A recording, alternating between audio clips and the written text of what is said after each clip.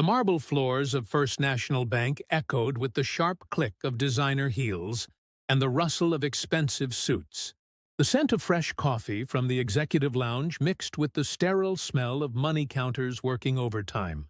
Behind the polished granite counter, Linda Martinez moved quietly, her practiced fingers dancing across the keyboard like she'd done 1,000 times before.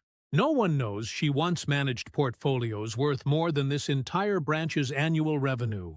No one even notices how her eyes track every financial document that crosses her station, catching errors that senior analysts miss. But when the regional directors struggle with a complex international wire transfer that's been stalled for hours, she observes from her teller window. What they didn't know was that she'd restructured similar transactions for Fortune 500 companies. And with just one quiet suggestion, she was about to expose a system that had kept brilliant minds invisible for far too long. Because sometimes the most dangerous person in the room is the one everyone thinks doesn't belong there. The morning sun streamed through floor-to-ceiling windows, casting long shadows across the banking floor where Linda had worked for 3 years.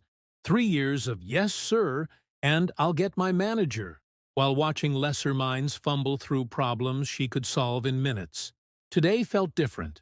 The tension in the air was thick as honey, and the cluster of suits near the executive offices kept growing larger. "The Jakarta transfer is still frozen," she heard Regional Director Thompson mutter to his assistant.